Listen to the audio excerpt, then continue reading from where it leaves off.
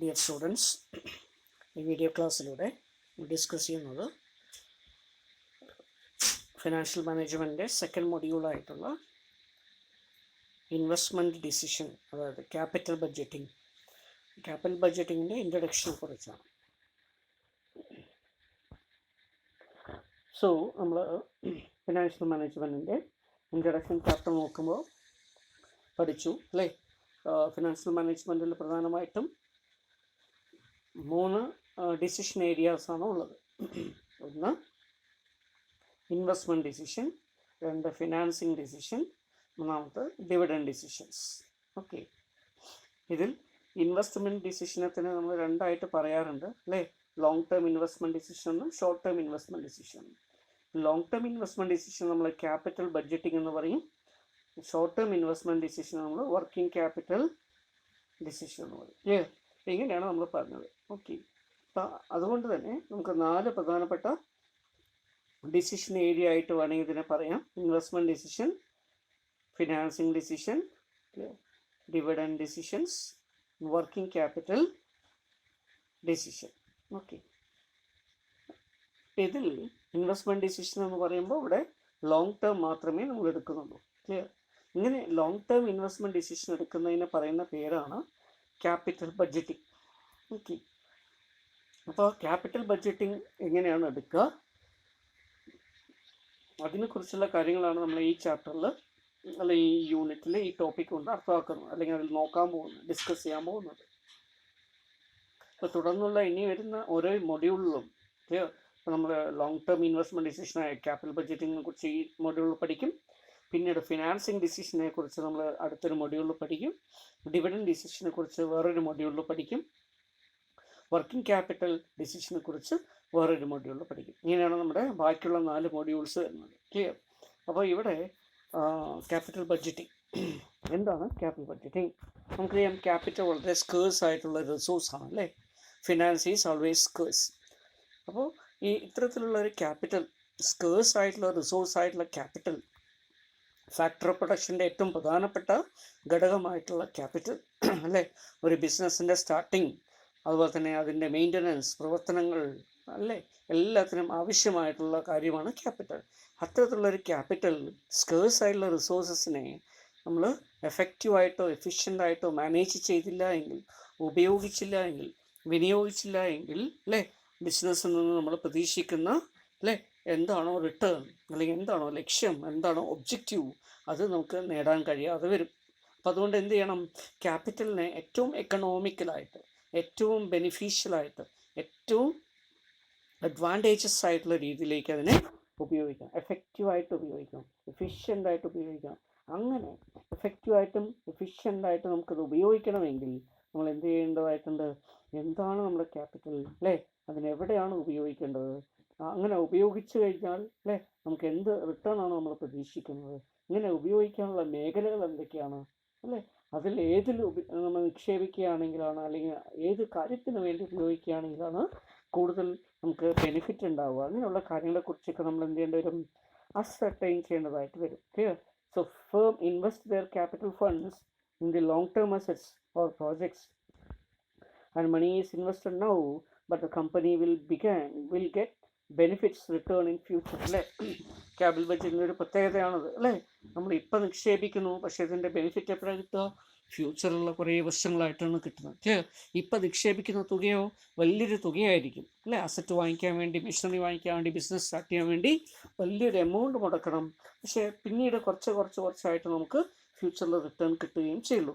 അപ്പോൾ thus long term investment decision involve high risk അല്ലേ. അതുകൊണ്ട് തന്നെ എന്താണ്? ഹൈ റിസ്ക് ആയിട്ടുള്ളൊരു ഡിസിഷനാണ് ക്യാപിറ്റൽ ബഡ്ജറ്റിംഗ് അല്ലെങ്കിൽ long term investment decision.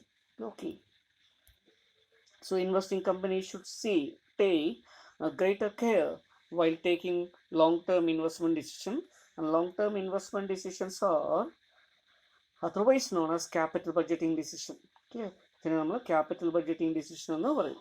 Okay, so simply capital budgeting. അപ്പം അങ്ങനെ ലോങ് ടേം ഇൻവെസ്റ്റ്മെൻറ്റ് ഡിസിഷനെ പറയുന്ന പേരാണ് ക്യാപിറ്റൽ ബഡ്ജറ്റിംഗ്. ഓക്കെ, ഇവിടെ ക്യാപിറ്റലിന് നമ്മൾ ബഡ്ജറ്റ് ചെയ്യണം അല്ലേ.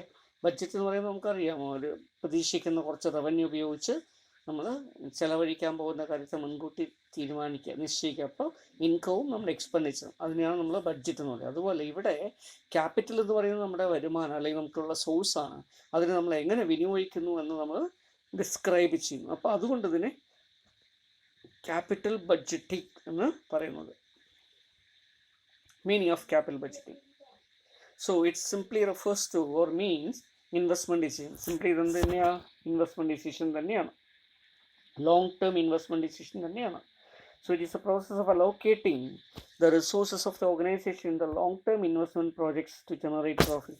ലാഭം ഉണ്ടാക്കുന്നതിന് വേണ്ടി ലോങ് ടേം ആയിട്ടുള്ള അല്ലേ ഒരു investment, allocation of resources to long term investment, അതിനെയാണ്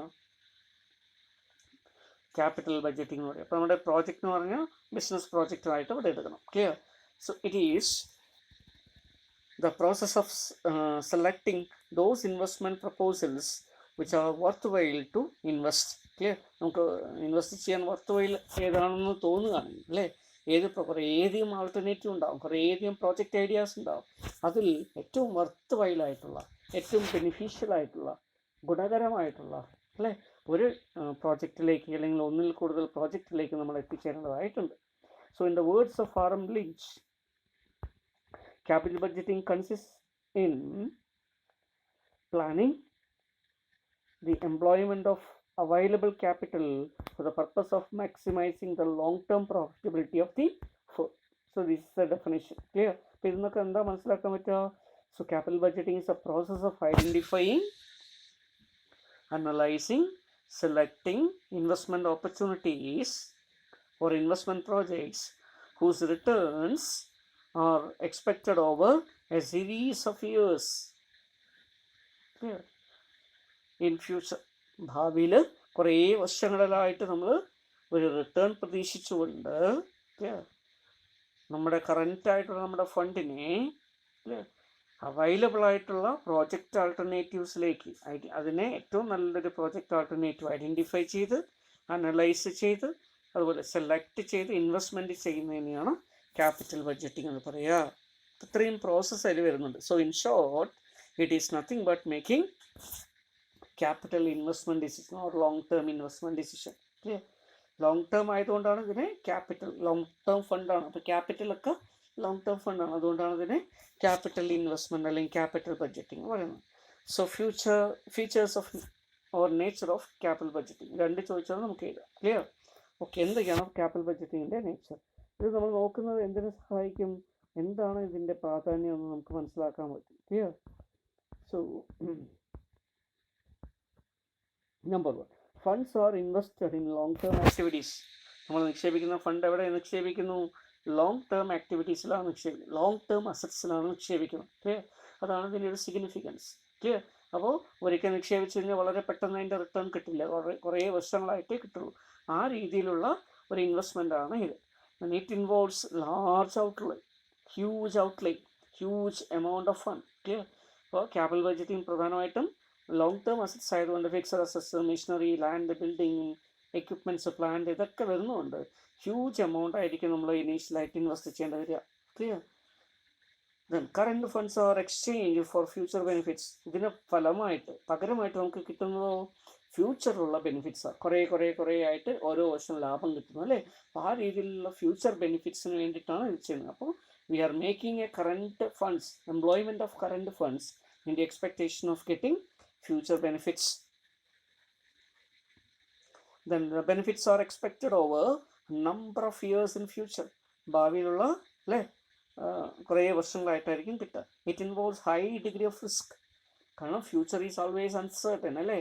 ലോങ് ടേം ആകുന്തോറും കൂടുതൽ വർഷം ലോങ് ടേം ആയിട്ട് മാറുന്തോറും, ഫ്യൂച്ചറിസ്റ്റിക് ആയിട്ട് മാറുന്തോറും ഇതെന്ത് ചെയ്യുന്നു, റിസ്കിൻ്റെ നേച്ചറും ഡയമെൻഷനും ഒക്കെ വർദ്ധിച്ചുകൊണ്ടേയിരിക്കും. അതുകൊണ്ട് ഹൈലി റിസ്ക് ആയിട്ടുള്ളൊരു കാര്യമാണിത്. Clear? Because the benefits will be the return of capital, return of amount of money invested will be get repaid. Clear? During a long period of time, during a long period of future time, and future is always uncertain and therefore it involves high degree of risk. Then capital budgeting decisions is irreversible. Clear? Capital budgeting it involves commitment of funds for the long term assets. Fixed assets once purchased will not be able to dispose it much easier. Clear? വളരെ പെട്ടെന്ന് തന്നെ നമുക്ക് dispose ചെയ്യാനോ അല്ലെങ്കിൽ കൊടുക്കാനൊന്നും പറ്റില്ല. അപ്പോൾ അതുകൊണ്ട് തന്നെ ക്ലിയർ, ഒരിക്കൽ ഒരു നിക്ഷേപ തീരുമാനം എടുത്തു കഴിഞ്ഞാൽ അതിൽ നിന്ന് മാറുക എന്ന് പറയുന്നത് ബുദ്ധിമുട്ടാണ്. ക്ലിയർ? അതുകൊണ്ടാണ് ഇവിടെ പറയുന്നത് it is irreversible in nature. So the decisions are irreversible. Once committed, it is committed. Clear? We cannot go back from that. അപ്പോൾ അതുകൊണ്ട് it is irreversible. Hence it requires careful planning. അല്ലേ? അതുകൊണ്ട് ഇത്രയും വലിയ amount involve ചെയ്യുന്നതും അല്ലേ കൊണ്ടും ഫ്യൂച്ചറിൽ റിസ്ക് ആയതുകൊണ്ടും അതുപോലെ തന്നെ ഇതിനെ റിവേഴ്സ് ചെയ്യാൻ പറ്റാത്തതുകൊണ്ടൊക്കെ എന്ത് ചെയ്യണം, വളരെ സൂക്ഷിച്ച് മാത്രം കെയർഫുൾ ആയിട്ടുള്ള പ്ലാനിങ് വഴി, അനാലിസിസ് വഴി നമ്മൾ തീരുമാനം എടുത്തിട്ട് വേണം ഇൻവെസ്റ്റ്മെൻ്റ് ഒക്കെ ചെയ്യാൻ. Clear? The gestation period is long. അല്ലേ? സാധാരണ ഇത്തരം പ്രോജക്റ്റുകളുടെ ജസ്റ്റേഷൻ പീരീഡ് എന്ന് പറയുന്നത് വളരെ കൂടുതലായിരിക്കും. The gestation period is the period between initial outlay and anticipated return. Clear? നമ്മൾ സാധാരണഗതിയിൽ ആൻറ്റിസിപ്പേറ്റ് ചെയ്യുന്ന റിട്ടേൺ കിട്ടുന്നത് അല്ലേ, നമ്മൾ ഇൻവെസ്റ്റ്മെൻറ്റ് ചെയ്യുന്ന സമയം മുതൽ റിട്ടേൺ കിട്ടുന്ന സമയം വരെയുള്ള പീരീഡിനെയാണ് ജസ്റ്റേഷൻ പീരീഡ് എന്ന് പറയുക. Clear? So this period of gestation will be very high. Clear? അപ്പോൾ പെട്ടെന്ന് നിക്ഷേപിച്ച ഉടനെ നമുക്ക് പൈസ മുഴുവൻ കിട്ടില്ല. ക്ലിയർ? പൈസ കിട്ടാൻ തുടങ്ങില്ല. Clear? For generating revenue it will take its own time. അപ്പോൾ ക്യാപിറ്റൽ ഇൻവെസ്റ്റ്മെൻ്റ് ആണ്. അതിന് ആവശ്യമായിട്ടുള്ള കാര്യങ്ങളൊക്കെ ചെയ്ത് നിക്ഷേപിച്ച് അല്ലെ മെഷീൻസൊക്കെ വാങ്ങിച്ച് ഇറക്ട് ചെയ്ത് ഇൻസ്റ്റലേഷനൊക്കെ ചെയ്ത് റണ്ണിങ് ഒക്കെ ചെയ്ത് വരുമ്പോൾ കുറേ സമയമാവും. ക്ലിയർ? അപ്പോഴേ നമുക്ക് റിട്ടേൺ സ്റ്റാർട്ട് ചെയ്യുള്ളൂ, ജനറേറ്റ് ചെയ്യാൻ സ്റ്റാർട്ട് ചെയ്യും. അപ്പോൾ അത്തരത്തിൽ വരുന്ന കുറേയധികം ഫീച്ചേഴ്സ് നേച്ചർ ക്യാപിറ്റൽ ബഡ്ജറ്റിംഗ് ഉണ്ട്. ക്ലിയർ? ഇങ്ങനെയുള്ള നേച്ചർ ഉള്ളത് കൊണ്ട് തന്നെ ക്യാപിറ്റൽ ബഡ്ജറ്റിംഗ് എന്താവുന്നു, ഇമ്പോർട്ടൻ്റ് ആയിട്ട് മാറുന്നു. ക്ലിയർ? അതുകൊണ്ട് role and importance of capital budgeting ചോദിച്ചാലോ നീഡ് ആൻഡ് ഇമ്പോർട്ടൻസ് ചോദിച്ചാലോ ഒക്കെ നമുക്ക് എഴുതാൻ പറ്റുന്ന കുറച്ച് പോയിന്റ്സ് ആണ് ഇനി താഴെ പറയുന്നത്. കാരണം എന്താ, capital budgeting is so complex and so important. Clear? So crucial. Clear? കാരണം ബിസിനസ്സിന് തുടർന്ന് വരുന്ന സക്സസ് ഫെയിലിയർ ഒക്കെ നിശ്ചയിക്കുന്നതിൽ ഒരു പ്രധാനപ്പെട്ട പങ്ക് ക്യാപിറ്റൽ ബഡ്ജറ്റിങ്ങിനുണ്ട്. ക്ലിയർ? അപ്പോൾ വളരെ കെയർഫുള്ളായിട്ട് വേണം, വളരെയധികം അനാലിസിസും ഇൻ്റർപ്രിട്ടേഷൻ നടത്തിയിട്ട് വേണം എന്ത് ചെയ്യാൻ, ക്യാപിറ്റൽ ബഡ്ജറ്റിംഗ് ഡിസിഷൻ എടുക്കാനുള്ളത്. Clear? So that is why it becomes so important. So what are the points of important? Clear? So number one, huge investment. Capital budgeting is important because it involves huge investment. Clear? 1 രൂപയോ 2 രൂപയോ അല്ലെങ്കിൽ 10 രൂപയോ 100 രൂപയോ 1 ലക്ഷം രൂപയോ 5 ലക്ഷം രൂപയോ ഒന്നുമല്ല. Clear? കോടിക്കണക്കിന് രൂപ അല്ലേ. ഒരു വലിയ പ്രോജക്റ്റ് ഒക്കെ തുടങ്ങുന്ന സമയത്ത് കോടിക്കണക്കിന് രൂപയാണ് വരിക. ക്ലിയർ? സേ ഫോർ എക്സാമ്പിൾ അല്ലേ, നമ്മളിപ്പോൾ ഒരു പോർട്ട് എടുക്കുക അല്ലേ, ഒരു എയർപോർട്ടാണെന്ന് വിചാരിക്കുക. ഫോർ എക്സാമ്പിൾ ട്രിവാൻഡ്രം എയർപോർട്ട് നമ്മൾ അതിൻ്റെ മെയിൻ്റനൻസിന് വേണ്ടി അല്ലേ ഒരു കൊട്ടേഷൻ വിളിക്കുന്ന സമയത്ത് അല്ലേ, അദാനി ഗ്രൂപ്പിന് കിട്ടിയിട്ടുള്ള ഒരു കൊട്ടേഷൻ്റെ കേസ് നോക്കുക. ക്ലിയർ? കോടിക്കണക്കിന് രൂപയാണ് വരുന്നത്. ഓക്കെ, അതിൽ ഇൻവോൾവ് ചെയ്യുന്നത് അതിൻ്റെ ഔട്ട്ലേ എന്ന് പറയുന്നത്, അതിന് വേണ്ടിയിട്ടുള്ള റിട്ടേൺ ആണ് അത് കൊടുക്കുക. അതുപോലെ ഒരു പോർട്ട് വിഴിഞ്ഞം പോർട്ട് എടുത്ത് നോക്കുക. ക്ലിയർ? 5000 കോടി 6000 കോടി രൂപയാണ് വരിക. മെട്രോ കൊച്ചി മെട്രോ എടുത്ത് നോക്കുക, അതിനും ഇതേപോലെയുള്ള 4000 കോടി രൂപ 5000 കോടി രൂപയായിരിക്കും വരിക. ഇങ്ങനെ ഓരോ ഇൻവെസ്റ്റ്മെൻറ്റ് ഡിസിഷൻ എടുത്ത് നോക്കുകയാണെങ്കിലും ഇതുപോലെ തന്നെയാണ് വലിയ ബിസിനസ് ഒക്കെ വരുമ്പോൾ അല്ലേ. ഇപ്പോൾ റിലയൻസിൻ്റെ ഒരു പ്രോജക്റ്റ് ആണെങ്കിലും ശരി, ടാറ്റയുടെ ഒരു പ്രോജക്റ്റ് ആണെങ്കിലും ശരി. ക്ലിയർ? അപ്പോൾ അവരൊക്കെ ഒരു പ്രോജക്റ്റ് സ്റ്റാർട്ട് ചെയ്യുന്ന സമയത്ത് എന്ത് സംഭവിക്കുന്നു, വലിയൊരു ഔട്ട്ലേ ആയിരിക്കും വരിക. Clear? Thousands of crores of rupees ആ രീതിയിൽ വരുന്നതുകൊണ്ട് ഹ്യൂജ് ഇൻവെസ്റ്റ്മെൻറ്റ് ഇതിന് വരാം.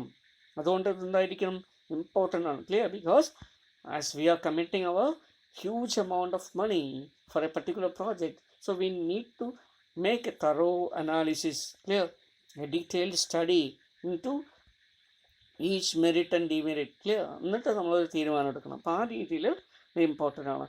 ലോങ് ടേം ഇംപ്ലിക്കേഷൻ, ഇതിന് എന്തുണ്ടാവുന്നു, ലോങ് ടേം ഇംപ്ലിക്കേഷൻ അല്ലേ. ഒരിക്കൽ ഒരു തീരുമാനം എടുത്തു, ഇൻവെസ്റ്റ് ചെയ്യാൻ തീരുമാനിച്ചു കഴിഞ്ഞാൽ അതിൻ്റെ റിപ്പക്കേഷൻ എന്തായിരിക്കും, കുറേ വർഷങ്ങളായിരിക്കും അല്ലേ. നമ്മൾ നേരത്തെ പറഞ്ഞ പോലെ ട്രിവാൻഡ്രം എയർപോർട്ട് ഒരു കമ്പനിക്ക് കൈമാറാൻ വേണ്ടി തീരുമാനിച്ചു എന്ന് വിചാരിക്കും അല്ലേ. 1 വർഷത്തേക്കാണോ 2 വർഷത്തേക്കാണോ അല്ല, മേ ബി 4 30 years 50 years ഇങ്ങനെയുള്ളൊരു പീരീഡിലേക്കായിരിക്കും കൊടുക്കുക. ക്ലിയർ? അപ്പോൾ അതുകൊണ്ട് ലോങ് ടേം ഇംപ്ലിക്കേഷൻ ഉള്ളൊരു കാര്യമാണ്. ഓക്കെ, ഇതുപോലെയാണ് ഓരോ പ്രോജക്റ്റുകളും. Clear? So every capital budgeting decision involves clear long term implication of spanning over a clear very long number of years. Okay, maybe 10 20 25 30 clear ഇങ്ങനെയുള്ള കുറേ വർഷങ്ങളിലേക്ക് അതിന് സ്വാധീനം ഉണ്ടാവും. That irreversible decision. So it is so important because the decision clear of capital budgeting is irreversible in nature. Once committed, it has been committed. ഇതിനെ നമ്മൾ പറയുന്ന പേര് sunk cost എന്നാണ് പറയുക. ഒരിക്കൽ ഇൻവെസ്റ്റ് ചെയ്ത് കഴിഞ്ഞാൽ കഴിഞ്ഞു അല്ലേ. പിന്നെ അതെപ്പോഴും നമുക്ക് റിക്കവറി ചെയ്യുന്നതിന് കുറേ സമയം എടുക്കും. ക്ലിയർ, പെട്ടെന്ന് അതിന് റിവേഴ്സ് ചെയ്ത് പറ്റില്ല, വേണ്ടെന്ന് പറഞ്ഞാൽ പോകാൻ പറ്റില്ല. ആ രീതിയിൽ ഇറിവേഴ്സിബിൾ ആയിട്ടുള്ള ഡിസിഷൻ ആയതുകൊണ്ടും ഇത് വളരെയധികം ഇമ്പോർട്ടൻ്റ് ആണ്. Risk clear. So there involves risk. Clear, എന്താ റിസ്ക് നമുക്കറിയാം അല്ലേ. റിസ്ക് വരുന്നത് എന്താ, അൺസർട്ടനിറ്റി കൊണ്ടാണ് റിസ്ക് വരുന്നത്. Clear, chances of not getting return അല്ലെങ്കിൽ chances of variation the expected return or expected outcome, അതാണ് നമ്മൾ റിസ്ക് കൊണ്ട് മീൻ ചെയ്യുന്നത് ഇൻവെസ്റ്റ്മെൻറ്റിൽ. ക്ലിയർ, അത്തരത്തിലുള്ളൊരു uncertainty in getting the return or chances of variation in the expected outcome അത് വളരെ കൂടുതലായിരിക്കും. കാരണം എന്താ, because of it involves future.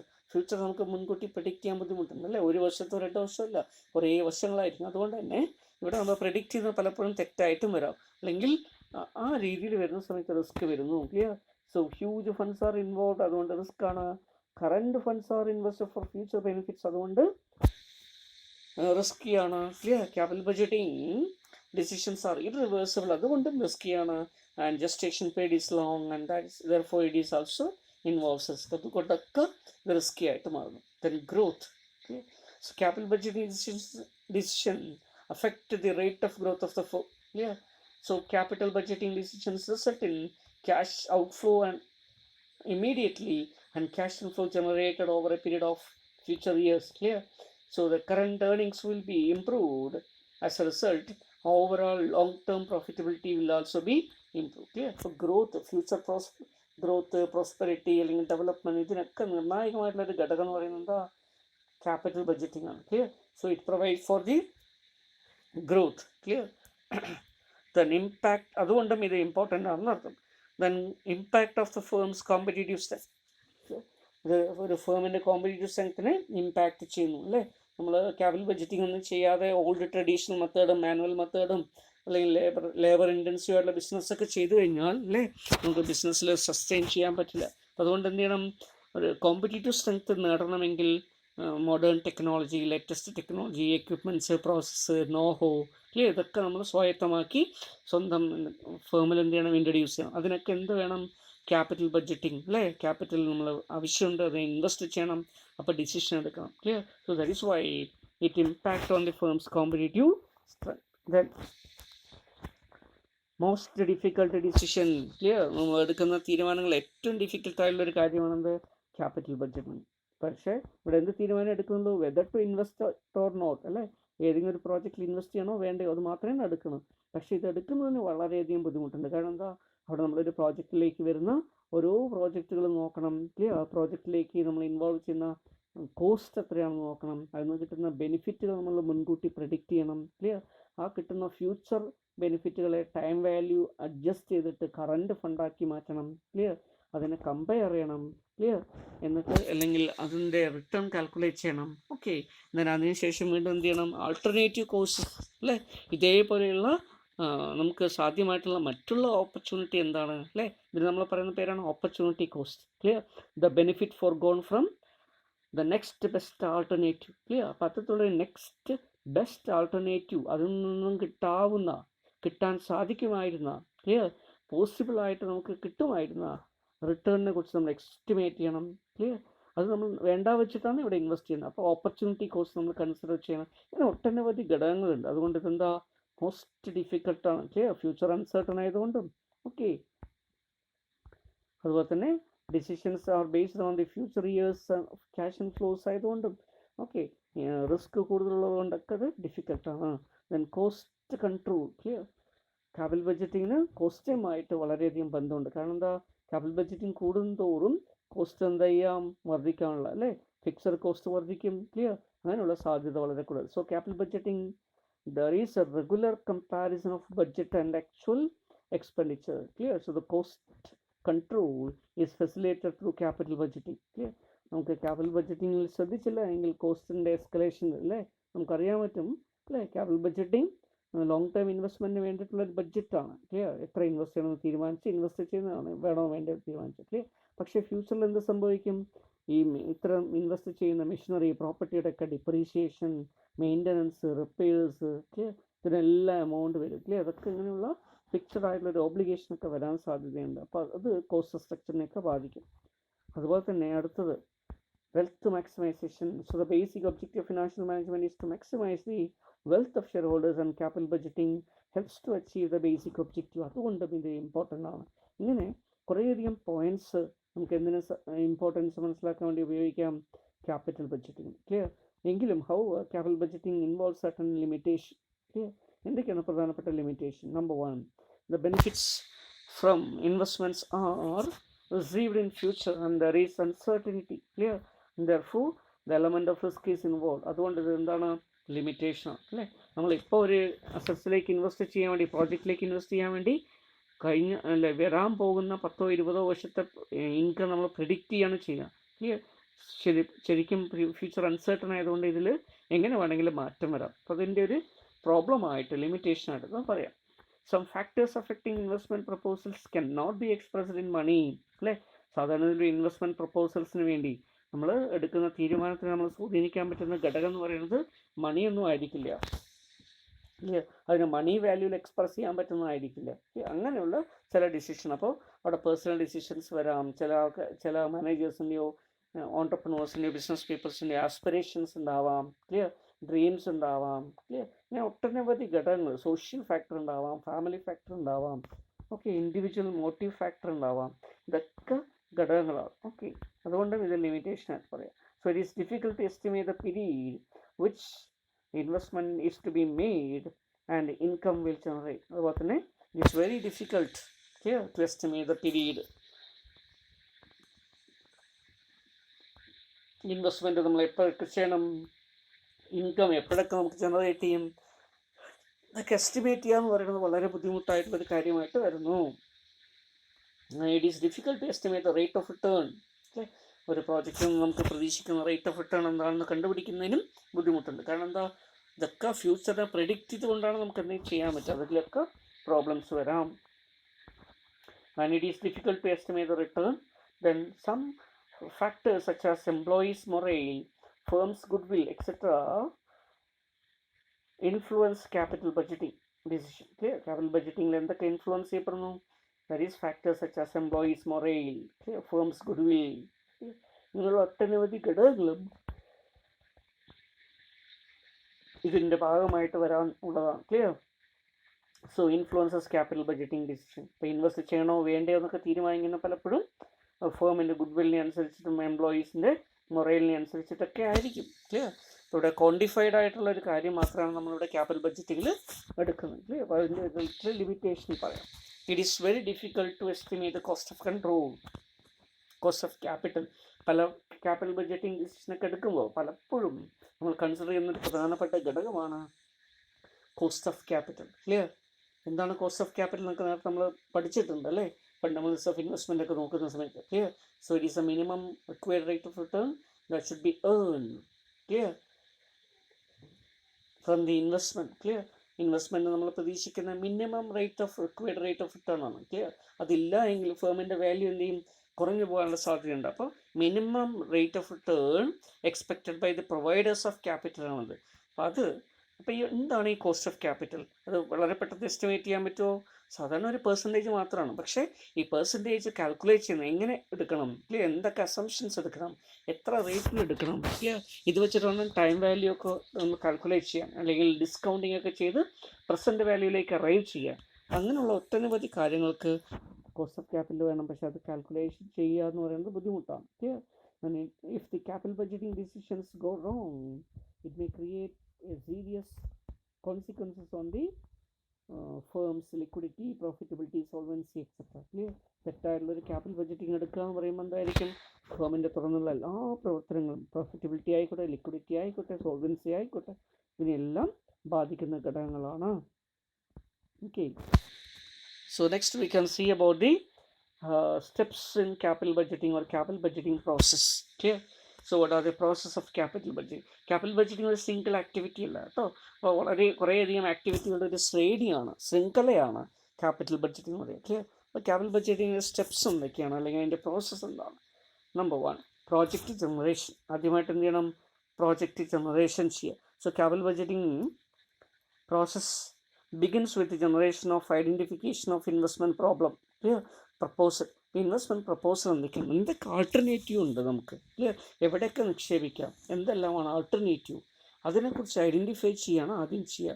This involves continuous search of investment opportunities which are compatible with the firm's objective. ഫേമിൻ്റെ ഒബ്ജക്റ്റീവുമായി compatible ആയിട്ടുള്ള, clear, consistency വരുത്തുന്ന, clear, അത് ക്യാപിറ്റൽ ബഡ്ജറ്റിങ്ങിൽ വരാവുന്ന ഐഡൻറ്റിഫിക്കേഷൻ ഓഫ് സോഴ്സസ് എവിടെയൊക്കെ നമുക്ക് ചെയ്യാം, ക്ലിയർ, അങ്ങനെയുള്ള ആൾട്ടർനേറ്റീവ് ഐഡൻറ്റിഫൈ ചെയ്യുക, ഓപ്പർച്യൂണിറ്റീസ് ഐഡൻറ്റിഫൈ ചെയ്യുക, അതിനെ നമ്മൾ പ്രോജക്റ്റ് ജനറേഷൻ. ഓക്കെ, ഇങ്ങനെ ഐഡൻറ്റിഫൈ ചെയ്യുന്ന പ്രോജക്റ്റുകൾ നമ്മൾ എന്ത് ചെയ്യുന്നു, പ്രോജക്റ്റ് സ്ക്രീനിങ് ചെയ്യുന്നു. ക്ലിയർ? എന്താണ് സ്ക്രീനിങ് എന്ന് പറഞ്ഞാൽ ഒഴിവാക്കുക, എലിമിനേറ്റ് ചെയ്യുക. ക്ലിയർ? അപ്പോൾ ചില ക്രൈറ്റീരിയ വെച്ചിട്ട് ചില പ്രോജക്റ്റുകളുടെ ഒന്നും നമുക്ക് സ്യൂട്ടബിൾ ആയിരിക്കില്ല, അപ്പോൾ അതുകൊണ്ട് എന്ത് ചെയ്യണം, അതിനെ ഒഴിവാക്കണം. ചിലതിനെയൊക്കെ നമുക്ക് എടുക്കാം, അപ്പോൾ അതിനെയൊക്കെ ഉൾപ്പെടുത്തണം. അപ്പോൾ ആ രീതിയിൽ പ്രോജക്റ്റ് സ്ക്രീനിങ് ചെയ്യുന്നു. So each proposal is then subject to a preliminary screening. Clear? ഇവിടെ പ്രോജക്റ്റ് സ്ക്രീനിങ്ങിൽ എന്ത് ചെയ്യുന്നു, അൺവാണ്ടഡ് പ്രോജക്റ്റുകളെ നമ്മൾ ഒഴിവാക്കുന്നു. ക്ലിയർ? ടെക്നിക്കലി ഫീസിബിൾ അല്ലാത്തതിനെ നമ്മൾ ഒഴിവാക്കുന്നു.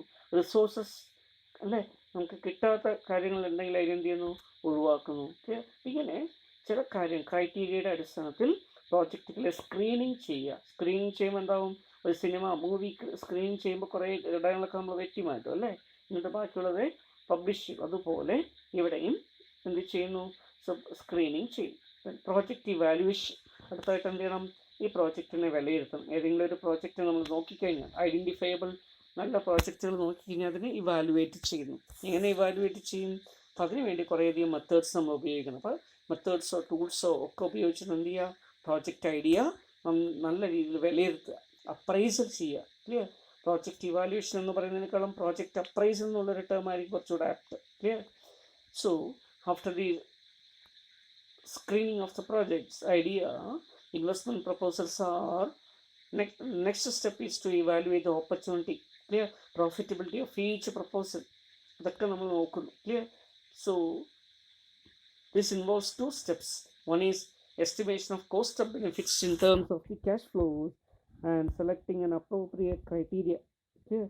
നമ്മൾ ക്യാഷ് ഫ്ലോ ആദ്യം എസ്റ്റിമേറ്റ് ചെയ്യണം, അതുപോലെ തന്നെ എന്ത് ക്രൈറ്റീരിയ ഉപയോഗിച്ച് നമ്മൾ അനലൈസ് ചെയ്യണം, അതും ഡിസൈഡ് ചെയ്യേണ്ടതായിട്ടുണ്ട്. Clear? So that is called project evaluation. So next one is project selection. ഇങ്ങനെ പ്രോജക്റ്റുകളൊക്കെ വിലയിരുത്തി അപ്രൈസൽ കഴിഞ്ഞ് കഴിഞ്ഞാൽ നമുക്ക് എന്ത് കിട്ടും, ഏത് പ്രോജക്റ്റാണ് നല്ലതെന്ന് കിട്ടും. അപ്പം അങ്ങനെയുള്ള നല്ല പ്രോജക്റ്റുകൾ ഉപയോഗിച്ചുകൊണ്ട് എന്ത് ചെയ്യുക, ഒരു പ്രോജക്റ്റ് സെലക്ട് ചെയ്യുക. ക്ലിയർ? അപ്പോൾ ഒന്നാവാം, ഒന്നിൽ കൂടുതൽ പ്രോജക്റ്റ് ആവാം. Then most project execution and implementation. Clear? അടുത്ത സ്റ്റേജാണ്. ഇവിടെ എന്ത് ചെയ്യുന്നു, നമ്മൾ സെലക്ട് ചെയ്ത പ്രോജക്റ്റിനെ എക്സിക്യൂഷൻ ചെയ്യുന്നു അല്ലെങ്കിൽ ഇംപ്ലിമെൻറ്റ് ചെയ്യുന്നു. ക്ലിയർ?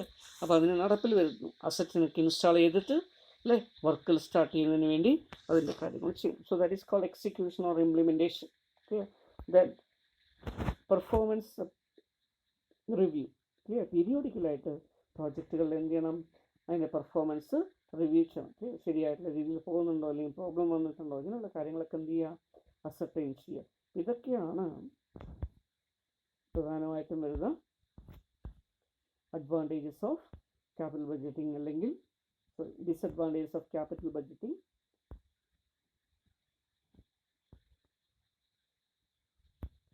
നമ്മൾ നോക്കിക്കഴിഞ്ഞു, അല്ലെങ്കിൽ സ്റ്റെപ്സ് ഇൻ ക്യാപിറ്റൽ ബഡ്ജറ്റിംഗ് അല്ലെങ്കിൽ capital budgeting process. Clear? So what are the steps in capital budgeting? It involves project generation, project screening, project evaluation, project selection, project execution and implementation. Clear? നിങ്ങൾക്ക് പഠിക്കാൻ എളുപ്പത്തിൽ വേണ്ടി എന്ത് ചെയ്യുക, ഇതിൽ ആദ്യത്തെ letter project നമ്മൾ ഒഴിവാക്കി കഴിഞ്ഞാൽ പിന്നെ എന്ത് കിട്ടും, ജനറേഷനിൽ ജി എടുക്കുക, അതുപോലെ തന്നെ സ്ക്രീനിങ്ങിൽ എസ് എടുക്കുക. ക്ലിയർ? അതുപോലെ തന്നെ ഇവാലുവേഷനിൽ ഇ എടുക്കുക. അങ്ങനെ ഒരു കോഡായിട്ട് ഇതിനെല്ലാം കൂടെ ചേർത്തിട്ട് കോഡായിട്ട് നമ്മൾ പഠിച്ചാൽ പിന്നീട് നമുക്കത് റീപ്രൊഡ്യൂസ് ചെയ്യാൻ വളരെ എളുപ്പമായിരിക്കും. ക്ലിയർ? ഈ രീതിയിൽ വേണം ഓക്കെ ക്യാപിറ്റൽ ബഡ്ജറ്റിംഗ് പ്രോസസ്സ് ചെയ്യാൻ. സോ എസ്റ്റിമേഷൻ ഓഫ് ക്യാഷ് ഫ്ലോസിനെ കുറിച്ച് നോക്കാം നമുക്ക്. ക്ലിയർ? എന്താണ് എസ്റ്റിമേഷൻ ഓഫ് ക്യാഷ് ഫ്ലോ കൊണ്ട് മീൻ ചെയ്യുന്നത്? സോ ഇവിടെ നമ്മൾ ക്യാഷ് ഫ്ലോ എന്നുകൊണ്ട് ഉദ്ദേശിക്കുന്നത് 2-3 തരത്തിലുള്ള ക്യാഷ് ഫ്ലോസ് ഉണ്ട്. ക്ലിയർ? ഒന്ന് ക്യാഷ് ഔട്ട് ഫ്ലോ ആണ്. ക്ലിയർ? ഇനീഷ്യൽ പീരീഡിൽ നമ്മൾ നിക്ഷേപിക്കുന്ന എമൗണ്ടിന് പറയുന്ന പേരാണ് ക്യാഷ് ഔട്ട് ഫ്ലോ. അത് ബിസിനസ്സിൽ നിന്നും അസറ്റ് വാങ്ങിക്കുന്നതിന് വേണ്ടി നമ്മൾ പുറമേക്ക് കൊടുക്കുന്ന എമൗണ്ടാണ്. അതുകൊണ്ട് തന്നെ ഔട്ട് ഫ്ലോ എന്നാണ് പറയുക. അതുപോലെ തന്നെ ഒരു ബിസിനസ്സൊക്കെ അസറ്റൊക്കെ വാങ്ങിച്ച് നമ്മൾ സ്റ്റാർട്ട് ചെയ്ത് കഴിഞ്ഞാൽ അതിൽ നിന്ന് എന്ത് കിട്ടുന്നു? ബെനിഫിറ്റ് കിട്ടുന്നു, റിട്ടേൺ കിട്ടുന്നു. ഇതിനെ നമ്മൾ ക്യാഷ് ഇൻഫ്ലോസ് എന്നാണ് പറയുക. ക്ലിയർ? അപ്പം ഇങ്ങനെ ക്യാഷ് ഇൻഫ്ലോസും ക്യാഷ് ഔട്ട് ഫ്ലോസും പ്രധാനമായിട്ടും 2 തരത്തിലാണ് ഇത് വരിക. ക്ലിയർ? ഇതിൽ തന്നെ വേറെയും ചില ടൈപ്പ് ഓഫ് ക്യാഷ് ഇൻഫ്ലോസ് ഉണ്ട്. ഇൻക്രിമെൻ്റൽ ക്യാഷ് ഇൻഫ്ലോയും അതുപോലെ തന്നെ ടെർമിനൽ ക്യാഷ് ഇൻഫ്ലോ ഒക്കെ ഉണ്ട്. ഓക്കെ, പക്ഷേ എങ്കിൽ നമുക്ക് ബ്രോഡായിട്ട് പറയുമ്പോൾ ഇതിനെ 2 എണ്ണമായിട്ട് പറയാം.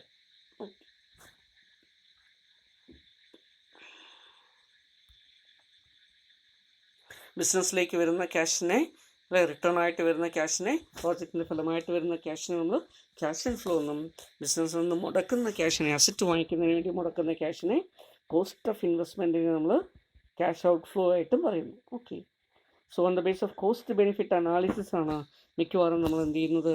ഒരു ക്യാപിറ്റൽ ബഡ്ജറ്റിംഗ് ഡിസിഷൻ എടുക്കുക. എന്ത് കോസ്റ്റ് ഇതിന് ചിലവാകും, അതിൽ നിന്ന് എന്ത് ബെനിഫിറ്റ് കിട്ടും.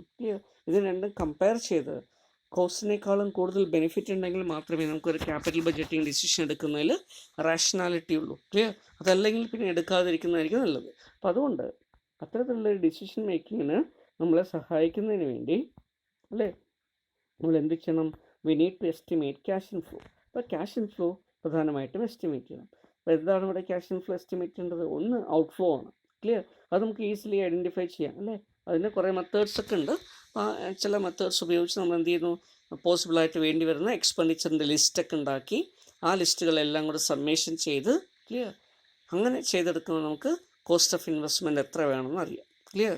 അപ്പോൾ അത് ഒരു ഘടകം. ഓക്കെ, അതുപോലെ തന്നെയാണ് നമ്മുടെ ക്യാഷ് ഇൻഫ്ലോ പ്രെഡിക്റ്റ് ചെയ്യുന്നതിന് വേണ്ടി അങ്ങനെയുള്ളൊരു നമ്മളെ പ്രോജക്റ്റിൽ നിന്നും നോർമലായിട്ട് നമുക്ക് പ്രതീക്ഷിക്കാവുന്ന റേറ്റ് ഓഫ് റിട്ടേൺ എത്രയാണെന്ന് കാൽക്കുലേറ്റ് ചെയ്ത് ആ റേറ്റ് വെച്ചിട്ട് നമ്മൾ എന്ത് ചെയ്യുന്നു? ക്യാഷ് ഇൻഫ്ലോസ് പ്രെഡിക്റ്റ് ചെയ്യുന്നു. അപ്പോൾ ഇത്തരത്തിലുള്ള കുറച്ച് കാര്യങ്ങളാണ് ക്യാഷ് ഇൻഫ്ലോസ് നമുക്ക് നോക്കാനുള്ളത്. Clear? So consideration in determining cash inflow. നമ്മൾ ക്യാഷ് ഇൻഫ്ലോ നിശ്ചയിക്കുമ്പോൾ എന്തെല്ലാം കൺസിഡറേഷൻ ഉണ്ട്? ഒന്ന്, cash inflows or accounting profit. Clear? Accounting പ്രോഫിറ്റിനെ എടുക്കണോ ക്യാഷ് ഇൻഫ്ലോസ് തന്നെ എടുക്കണോ? അപ്പോൾ അക്കൗണ്ടിങ് പ്രോഫിറ്റ് എന്താണെന്ന് നമുക്കറിയാം. അതിൽ ക്യാഷ് ഐറ്റം ഉണ്ട്, നോൺ ക്യാഷ് ഐറ്റം ഉണ്ട്. ക്യാഷ് എക്സ്പെൻഡിച്ചർ ഉണ്ട്, നോൺ ക്യാഷ് എക്സ്പെൻഡിച്ചർ ഉണ്ട്. ക്യാഷ് ഇൻകം ഉണ്ട്, നോൺ ക്യാഷ് ഇൻകം ഉണ്ട്. ഇതെല്ലാം കൂടി ചേരുന്നതാണ് നമ്മുടെ എന്താ പറയണത്? ക്യാഷ് ഫ്ലോസ് എന്ന് പറയുന്നത്. Clear? So cash flows or accounting profit. So theoretically 2 alternative criterias are available to express the benefits. Clear? One is പ്രത്യേകിച്ച് ഇൻഫ്ലോൻ്റെ കാര്യത്തിൽ അല്ലെങ്കിൽ ബെനിഫിറ്റ്സിൻ്റെ കാര്യത്തിൽ. Clear? So one of them is accounting profit and another is cash flow. And cash flow takes into account the non-cash expenses. ഇപ്പോൾ non cash അവിടെ എടുക്കാതെ വരുമ്പോഴാണ് ഇതിന് cash എന്ന് പറയുക. അതുകൂടെ എടുക്കുമ്പോൾ പ്രോഫിറ്റാണ് വരിക. ക്ലിയർ? അപ്പോൾ അതിനനുസരിച്ച് നമ്മുടെ തീരുമാനങ്ങളിൽ ചെറിയ മാറ്റങ്ങൾ വരും. ക്ലിയർ? അതുകൊണ്ട് ഓക്കെ, നമ്മൾ ആദ്യമായിട്ട് നോക്കുന്നത് എന്താ? Consideration of determining cash inflow. That is cash flow അല്ലെങ്കിൽ ക്യാഷ് ഇൻഫ്ലോ അല്ലെങ്കിൽ അക്കൗണ്ടിങ് പ്രോഫിറ്റ്സ് നമ്മൾ വിലയിരുത്തേണ്ടതായിട്ടുണ്ട്.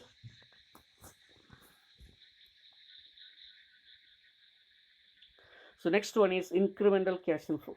രണ്ടാമത് നമ്മൾ എടുക്കേണ്ട ഒരു പ്രധാനപ്പെട്ട ക്രൈറ്റീരിയ അല്ലെങ്കിൽ കാര്യം എന്ന് പറയുന്നത് ഇൻക്രിമെൻ്റൽ ക്യാഷ് ഇൻഫ്ലോ ഉണ്ടോ. Clear?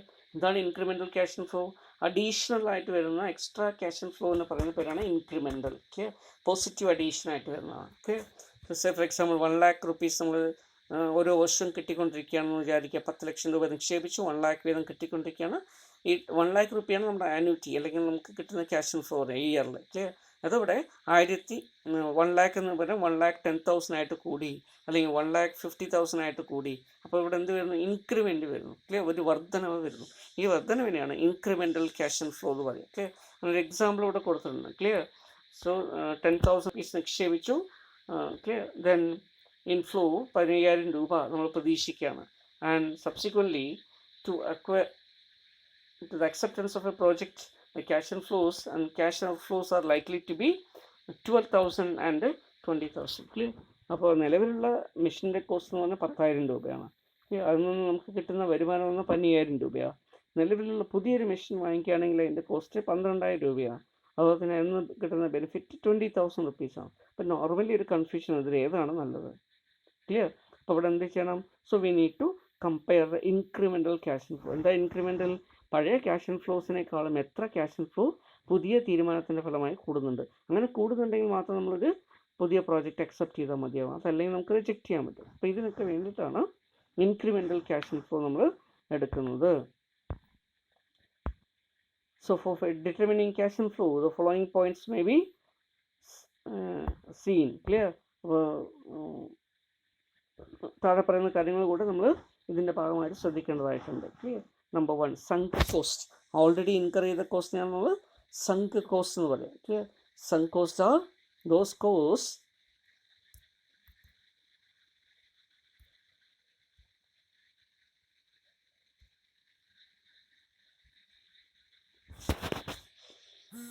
So sunk costs are those costs which have already been incurred and are irrecoverable in nature. Clear? അപ്പോൾ നേരത്തെ തന്നെ ക്യാപിറ്റൽ ബഡ്ജറ്റിങ്ങിൻ്റെ ഭാഗമായി ഇൻകർ ചെയ്തിരിക്കുന്ന ഇതിനെയാണ് നമ്മൾ എന്ത് പറയുന്നത്? സങ്ക് കോസ്റ്റ് എന്ന് പറയുന്നത്. ക്ലിയർ? അപ്പോൾ അത് ഒരിക്കലും എന്ത് ചെയ്യാൻ പറ്റില്ല, പിന്നീട് റിവേഴ്സ് ചെയ്യാൻ നമുക്ക് പറ്റില്ല. ഓക്കെ.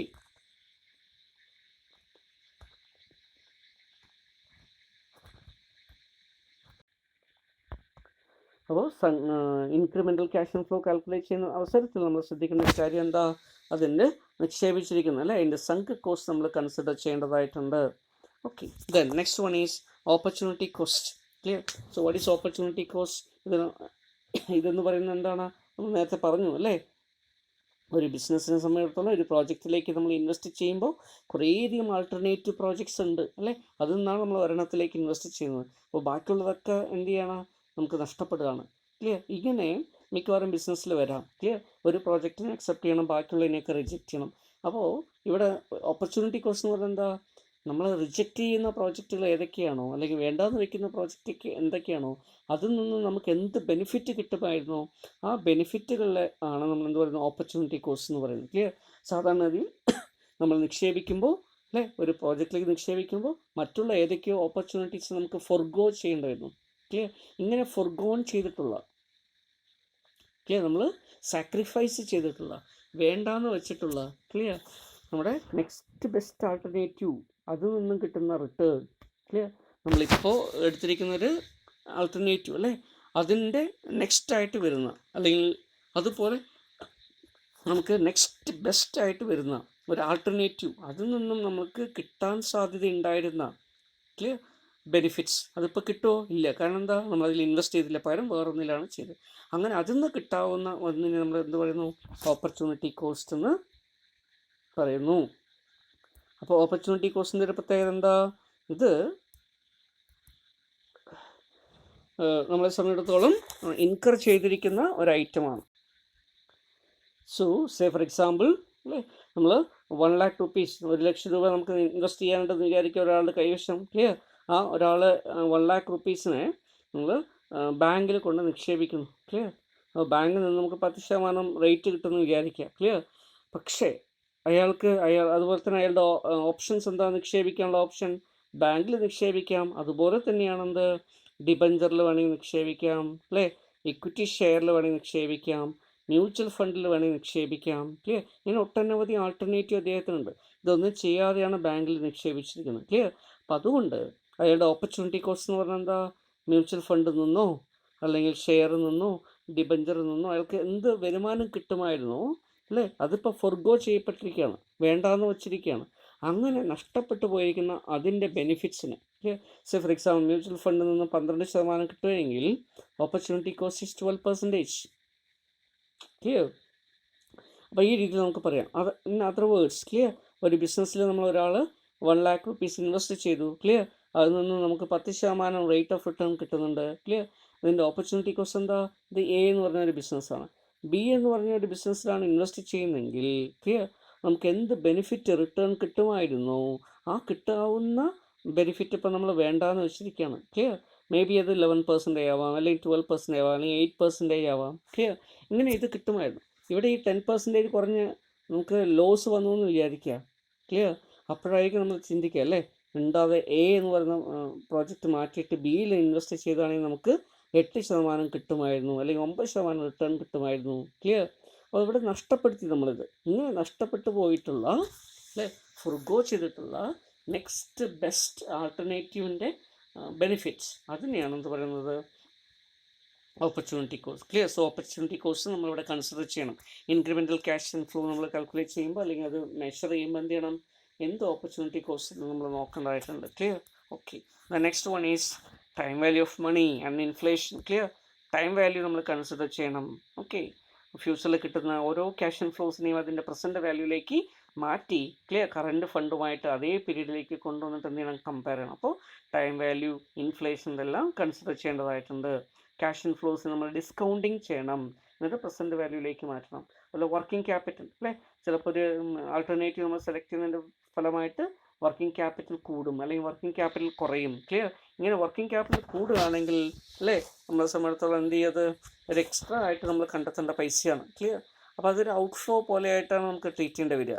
അപ്പോൾ ആ രീതിയിൽ ഇൻക്രിമെൻ്റൽ ക്യാഷ് ഫ്ലോ പരിഗണിക്കുന്ന സമയത്ത് നമ്മൾ എന്തുകൂടെ നോക്കണം, അഡീഷണൽ വർക്കിംഗ് ക്യാപിറ്റൽ റിക്വയർമെൻ്റ് ഉണ്ടോ. ക്ലിയർ? അല്ല അഡീഷണൽ വർക്കിംഗ് ക്യാപിറ്റൽ ഇല്ലേ, അല്ലെങ്കിൽ അത് കുറഞ്ഞു പോകുന്നുണ്ടോ, കൂടി പോകുന്നുണ്ടോ, ഇങ്ങനെയുള്ള കാര്യങ്ങൾ നമ്മൾ എന്ത് ചെയ്യണം, എഫക്റ്റ് നമ്മൾ നോക്കേണ്ടതായിട്ടുണ്ട്. Clear? So when a firm undertakes any of the capital projects, it is likely to increase the requirement of inventory. Clear? Cash, trade, receivables, debtors, additional expenditure required for meet future conditions. ഇങ്ങനെ എല്ലാം കണ്ടെത്തേണ്ടി വരും. Okay. So simultaneously some current liabilities, clear, will not be current liabilities like trade payables or creditors etc. may also increase, but the increase in current assets may no match with the increase in current liability. Current assets കൂടുമ്പോൾ ചിലപ്പോൾ current ലയബിലിറ്റിയും കൂടും, പക്ഷേ current assets കൂടുന്ന അത്രത്തോളം current liability കൂടുന്നുണ്ടോ, ഇല്ല. അപ്പോൾ അതുകൊണ്ട് തന്നെ എന്ത് സംഭവിക്കും, കറണ്ട് ലയബിലിറ്റി കുറവായിരിക്കും, കറണ്ട് അസറ്റ്സ് കൂടുതൽ. അപ്പോൾ നമ്മൾ എന്ത് ചെയ്യേണ്ടി വരും, കൂടുതൽ amount of money assets current അസറ്റ്സിൽ ഫിനാൻസ് ചെയ്യാൻ വേണ്ടി കണ്ടെത്തേണ്ടി വരും. ഇങ്ങനെ വരുന്ന എമൗണ്ടിനെ പറയുന്ന പേരാണ് അഡീഷണൽ വർക്കിംഗ് ക്യാപിറ്റൽ. ക്ലിയർ? അപ്പോൾ ഇവിടെ ഇത്തരത്തിലുള്ളൊരു ഡിഫറൻസസ് നമുക്ക് കിട്ടുന്നുമുണ്ട്. ക്ലിയർ? അതുകൂടെ കൺസിഡർ ചെയ്തിട്ട് വേണം ഇൻക്രിമെൻ്റൽ ക്യാഷ് ഇൻഫ്ലോ നമ്മൾ മെഷർ ചെയ്യുക. Clear? The next one is effect of taxes. Tax and effect. Clear? So for the purpose of capital budgeting, the cash flows are after tax. The cash flow after tax cash inflow ആണ് എടുക്കേണ്ടത്. Clear? But before depreciation എന്ന് പറയുന്നത് നമ്മൾ തന്നെ cash inflow after tax cash inflow but before depreciation. ഡിപ്രീസിയേഷന് മുമ്പുള്ള after tax cash inflow. അതിൻ്റെ അർത്ഥം എന്താ, ഡിപ്രീസിയേഷൻ എല്ലാം എടുത്ത് പ്രോഫിറ്റ് കണ്ടുപിടിച്ച് ടാക്സും കണ്ടുപിടിച്ച് കൊടുത്ത ശേഷം വീണ്ടും എന്ത് ചെയ്യണം, ഡിപ്രീസിയേഷനെ ആഡ് ബാക്ക് ചെയ്യണം. അപ്പോഴാണ് നമുക്ക് എന്ത് കിട്ടുക, ക്യാഷ് ഇൻഫ്ലോ കിട്ടുക. അതുകൊണ്ട് ക്യാഷ് ഇൻഫ്ലോയ്ക്ക് ഒരു ഫോർമുല ഉണ്ട്. Clear? Cash inflow equal to net profit plus depreciation. ഒരു ഫേമിൻ്റെ നെറ്റ് പ്രോഫിറ്റിനെ അതിൻ്റെ ഡിപ്രീസിയേഷൻ നോൺ ക്യാഷ് എക്സ്പെൻഡിച്ചറും കൂടെ തമ്മിൽ ആഡ് ചെയ്ത് കഴിഞ്ഞാൽ എന്ത് കിട്ടും, ക്യാഷ് ഇൻഫ്ലോ കിട്ടും. ക്ലിയർ? ഈ രീതിയിൽ നമുക്ക് ക്യാഷ് ഇൻഫ്ലോസ് എടുക്കാം. അപ്പോൾ എഫക്റ്റ് ഓഫ് ടാക്സ് നമ്മൾ നോക്കേണ്ടതായിട്ടുണ്ട്. ആഫ്റ്റർ ടാക്സ് കൺസിഡറേഷൻ നമുക്ക് ആവശ്യമായിട്ട് വരും.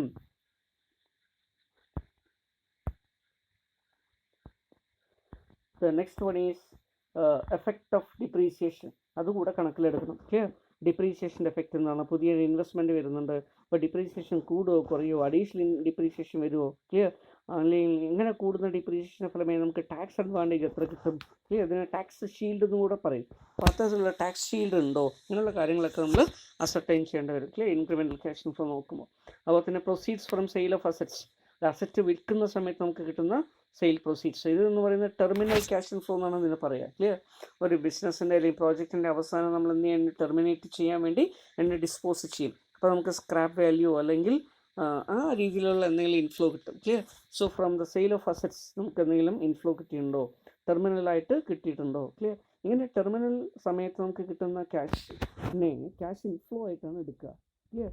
ഈവൻ ദോ അത് വിറ്റിട്ട് കിട്ടിയതാണെങ്കിൽ പോലും നമുക്ക് എന്തായിട്ട് എടുക്കാം, it can be considered as an inflow. So the effect of overhead cost over the and other indirect expense. Okay, അപ്പോൾ തന്നെ അതർ ഇൻഡയറക്റ്റ് എക്സ്പെൻസ്, മറ്റുള്ള ഇൻഡയറക്റ്റ് എക്സ്പെൻസ് ഡിപ്രീസിയേഷൻ അല്ലേ ഒഴിച്ചുള്ള ബാക്കി വേറെയുള്ള ഇൻഡയറക്റ്റ് എക്സ്പെൻസിന് എന്ത് സംഭവിക്കും, അത് കൂടുമോ, ഫിക്സഡ് അധികം സെമി ഫിക്സഡോ ഫിക്സഡ് ആയിട്ടുള്ള അല്ലേ, ഇതൊക്കെ വളരെയധികം കൂടുമോ എന്നൊക്കെ നമ്മൾ നോക്കേണ്ടതായിട്ടുണ്ട്. അപ്പോൾ കോസ്റ്റിൻ്റെ സ്ട്രക്ചർ, വേരിയബിൾ കോസ്റ്റ് അല്ലേ, fixed cost, semi fixed, semi variable, ഇതെല്ലാം അതിൻ്റെ നേച്ചറൊക്കെ നമ്മൾ എന്ത് ചെയ്യേണ്ടതായിട്ടുണ്ട്, മനസ്സിലാക്കണം. അതിനനുസരിച്ചിട്ട് വേണം എന്ത് ചെയ്യാൻ, തീരുമാനം എടുക്കാൻ. ഓക്കെ, അപ്പോൾ ഇതൊക്കെയാണ് സാധാരണഗതിയിൽ നമ്മൾ ശ്രദ്ധിക്കേണ്ടതായിട്ടുള്ള കാര്യങ്ങൾ. Clear? So consideration of determining cash flow determine ചെയ്യുന്ന സമയത്ത് ഓക്കെ, നമ്മൾ incremental initial cash flow, clear, accounting profit ആയിട്ട് നമുക്ക് എടുക്കാം, അതുപോലെ തന്നെ ക്യാഷ് ഇൻഫ്ലോസ് ആയിട്ട് എടുക്കാം. ക്ലിയർ? അപ്പോൾ അക്കൗണ്ടിങ് പ്രോഫിറ്റ് അല്ല, ക്യാഷ് ഇൻഫ്ലോസ് ആയിട്ടാണ് എടുക്കുന്നതെങ്കിൽ അല്ലേ, നമ്മൾ എന്ത് ചെയ്യണം, ക്യാഷ് ഇൻഫ്ലോസിനെ കൺസിഡർ ചെയ്യേണ്ടതായിട്ടുണ്ട്. അപ്പോൾ ഇവിടെ ശ്രദ്ധിക്കേണ്ട ഒരു കാര്യം, അത് ഇൻക്രിമെൻ്റൽ രീതിയിൽ വേണം കാൽക്കുലേറ്റ് ചെയ്യാമെന്ന് നമ്മൾ ശ്രദ്ധിക്കണം. ഓക്കെ, കാൽക്കുലേഷൻ പർപ്പസിന് at least. Types of cash inflow. അപ്പോൾ അടുത്തായിട്ട് നമുക്ക് നോക്കാനുള്ളത് ടൈപ്സ് ഓഫ് ക്യാഷ് ഇൻഫ്ലോസ് ആണ്. Clear? So there are 2 types of cash inflows. Initial അല്ലേ, ത്രീ ആയിട്ടാണ് ഇവിടെ പറയുന്നത്. സാധാരണ നമ്മൾ ക്യാഷ് ഇൻഫ്ലോവും ക്യാഷ് ഔട്ട് ഫ്ലോ എന്ന് പറയും. ക്ലിയർ? അപ്പോൾ ഇൻഫ്ലോ ഔട്ട് ഫ്ലോ അങ്ങനെയായിട്ട് വേണമെങ്കിൽ പറയാം. ഇവിടെ 3 ആയിട്ട് പറയുന്നുണ്ട്. എന്തൊക്കെയാണത്? Initial cash outflow, initial cash flow, അല്ലെങ്കിൽ ഇനീഷ്യൽ ഇൻവെസ്റ്റ്മെൻറ്റ്, അല്ലെങ്കിൽ ക്യാഷ് ഔട്ട് ഫ്ലോ എന്നാണ് അതിൻ്റെ പേര് പറയുക. ക്ലിയർ? ഇങ്ങനെയുള്ള പേരിലൊക്കെ അറിയപ്പെടും. അതുപോലെ തന്നെ രണ്ടാമത്തെ എന്താ, cash inflow. Clear? Net annual cash inflows, അല്ലെങ്കിൽ ഓപ്പറേറ്റിംഗ് ക്യാഷ് ഫ്ലോസ്. ക്ലിയർ എന്ന് നമുക്ക് വേണമെങ്കിൽ പറയാം. ഇത് നമുക്ക് കിട്ടുന്ന വരുമാനമാണ്. അടുത്ത് വരുന്ന കാര്യം എന്താ, terminal cash inflows. So it is terminal cash inflow. Clear? അവിടെ എന്താണ് ടെർമിനൽ ക്യാഷ് ഇൻഫ്ലോ? അവിടെ ബിസിനസ്സിൻ്റെ അവസാനം അല്ലേ, പ്രോജക്റ്റിൻ്റെ ഡിസ്പോസൽ സമയത്ത് നമുക്ക് സ്ക്രാപ്പ് വാല്യൂ ആയിട്ടോ സാൽവേജ് ആയിട്ടോ എന്തെങ്കിലും കിട്ടുന്നുണ്ട്. അങ്ങനെ കിട്ടുന്ന എമൗണ്ടിനെ നമ്മൾ നേരത്തെ പറഞ്ഞ പോലെ എന്ത് ചെയ്യണം, it should be treated as an inflow at the end of the year. ആ വർഷത്തിൻ്റെ അവസാനം അതൊരു ഇൻഫ്ലോ ആയിട്ട് കാണിക്കണം. ക്ലിയർ? അപ്പോൾ ഈ രീതിയിലുള്ള കുറച്ച് കാര്യങ്ങളാണ് നമ്മളിത് പഠിക്കുന്നത്, ക്യാഷ് ഫ്ലോസ് എന്ന് പറയുന്ന ടൈപ്സ് ഓഫ് ക്യാഷ് ഫ്ലോസ് നോക്കുന്നത്. ഓക്കെ, നമുക്ക് നെക്സ്റ്റ് ക്ലാസ്സിൽ ഇതിനെക്കുറിച്ച് ഡീറ്റെയിൽ ആയിട്ട് നോക്കാം.